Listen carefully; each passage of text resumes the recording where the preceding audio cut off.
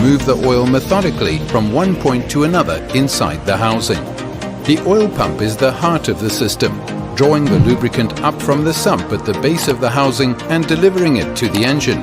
Subjected to extreme operating temperatures, the engine requires an oil that can absorb and carry away the extreme heat generated by the components. Here in the engine, oil also must provide lubrication, critical for the function and protection of the metal-to-metal sliding contacts. In the clutch, the oil's versatility is tested even more. While cooling remains a key function to prevent overheating, the lubricant must also allow for the right amount of friction between the plates and discs for the mechanism to function properly when engaged.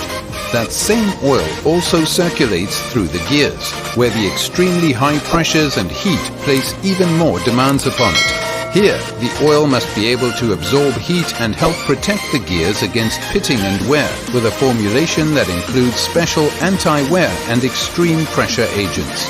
And last but not least of the oil's important duties is cleaning.